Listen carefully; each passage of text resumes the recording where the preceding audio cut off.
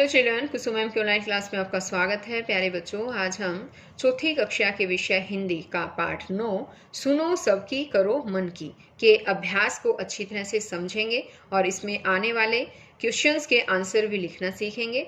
Video को सभी बच्चे शुरू से लेकर अंत तक पूरी देखें। और एक और बात, अगर आपको मेरी वीडियो अच्छी लगे तो इसे लाइक भी करें, अपने दोस्तों के साथ शेयर भी करें।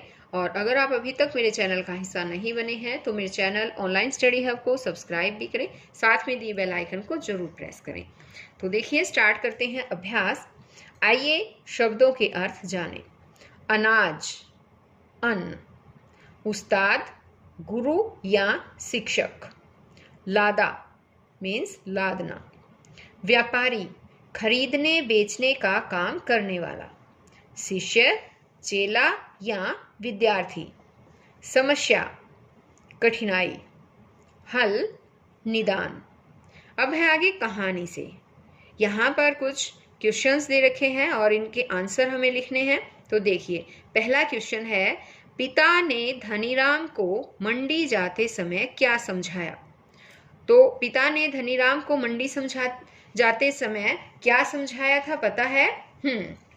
पिता ने धनीराम को मंडी जाते समय समझाया कि व्यापार में 2 पैसे का लाभ भी बहुत होता है, इसलिए भाव ताव करके अनाज खरीदना।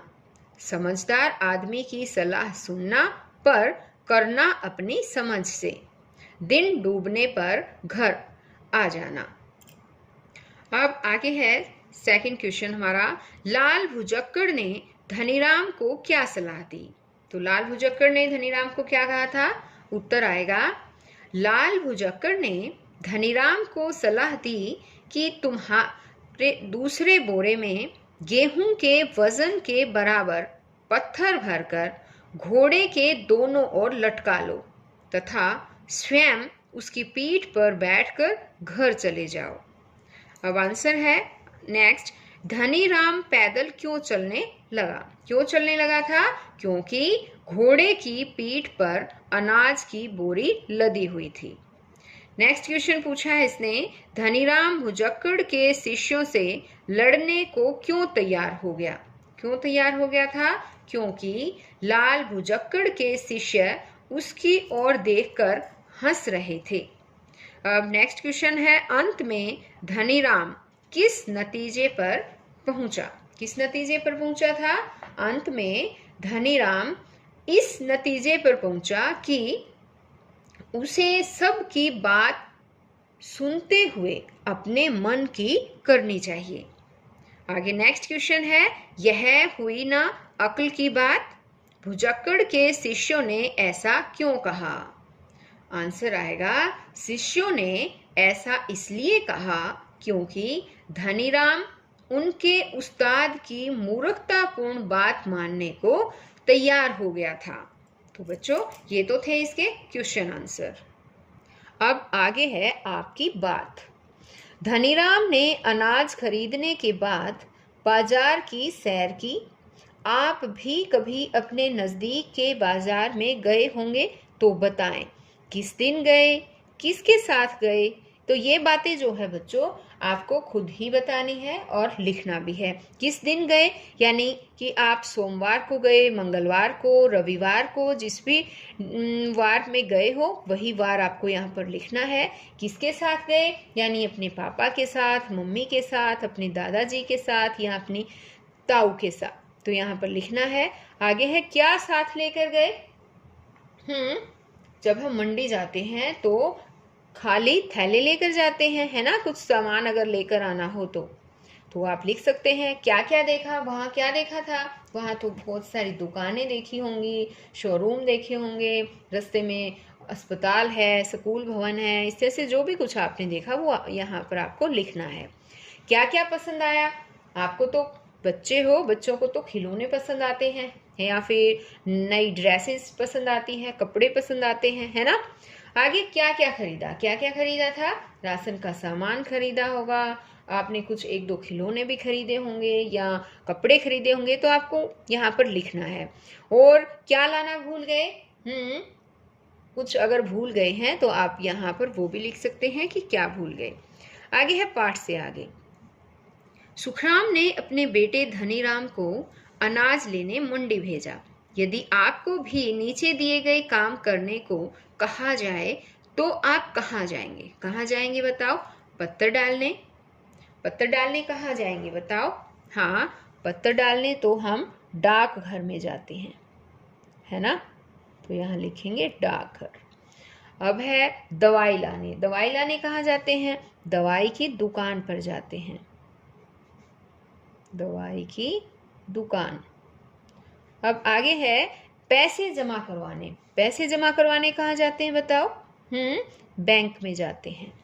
अब है बिजली का बिल भरने। बिजली का बिल कहाँ भरते हैं बताओ? हाँ, बिजली के ऑफिस में, यानी कि बिजली के दफ्तर या कार्यालय में जाते हैं, है ना? अब है राशन लाने। राशन लाने कहाँ जाते हैं हम? बताओ? दुकान पर। अब है सब्जी खरीदने। सब्जी खरीदने तो हम ठेले वाले के पास जाते हैं या फिर रेहड़ी वाले के पास भी जाते हैं, है ना? या फिर हम सब्जी मंडी भी चले जाते हैं। तो यहाँ आएगा सब्जी मंडी। अब है पढ़ने। पढ़ने कहाँ जाते हो बच्चों? स्कूल में। Very good. अब है खेलने। खेलने कहाँ जाते हैं? खेल का मैदान होता है और वहाँ पर मैदान में खेलने जाते हैं। घूमने कहाँ जाते हैं? घूमने हम पार्क में जाते हैं। अब आगे है भाषा की बात। धीरे धीरे दोपहर हो गई। दोपहर हो गई। इस वाक्य में दो पहरों का समूह के लिए दोपहर शब्द का प्रयोग किया गया है। बताइए नीचे दिए गए वाक्यांशों के लिए किस शब्द का प्रयोग होगा? तो यहाँ पर देखिए, यहाँ पर है कुछ वर्ड्स दे रखे हैं और इनको हमें छांट कर यहाँ दिए गए इन खाली स्थान में हमें भरना है। पहला है 4 राहों का समूह। 4 राहों के समूह को चौराहा बोलते हैं। 10 वर्षों का समूह, उसको बोलते हैं दशक। 4 मासों का समूह चौमासा। 5 वट वृक्षों का समूह पंचवटी। 7 दिनों का समूह सप्ताह। 3 भुजाओं का समूह त्रिभुज। 9 रातों का समूह नवरात्र। अब आगे इसने दे रखा है यहाँ पर, फूलपुर गांव में सुखराम नाम का व्यापारी रहता था। इस वाक्य में बीते हुए समय में कार्य के संपन्न होने का बोध होता है, अतः यह भूतकाल है। पाठ में आए भूतकाल से संबंधित कोई 5 वाक्य छांटकर लिखें। तो देखिए बच्चों, भूतकाल के वाक्य जो है वो हमें लिखना है। और भूतकाल का मतलब समझ गए क्या आप? बीता हुआ जो हमारा समय होता है उसको हम भूतकाल कहते हैं। अब यहाँ पर पहला वाक्य है, धनीराम उसका इकलौता बेटा था। दूसरा वाक्य देखिए, अनाज की मंडी दूर एक गांव में थी। शिष्यों के साथ एक पेड़ के नीचे धूनी रमाए बैठे थे। वह मन ही मन सोच रहा था। अब ये 5वां हमारा वाक्य है, तो तुम्हें मूर्ख लाल भुजक्कड़ मिला था। तो यहाँ पर आपने देखा ना बच्चों, भूतकाल के वाक्य हैं और इसमें भूतकाल के वाक्यों में हमेशा हमें लास्ट में था, थे, थी ये शब्द जो है वो मिलते हैं ज्यादातर। ओके, अब आगे है धीरे धीरे दोपहर हो गई। इस वाक्य में धीरे शब्द का प्रयोग 2 बार हुआ है।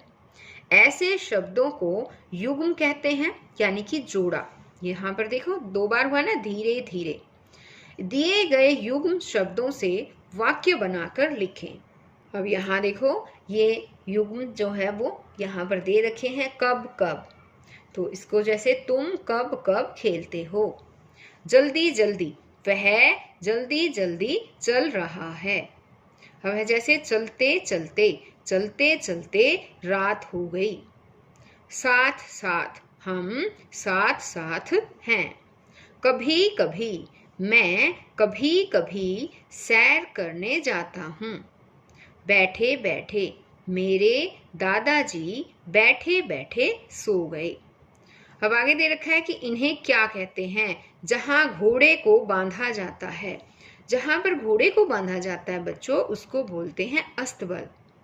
जो घोड़े पर सवारी करता है उसको बोलते हैं घुड़सवार।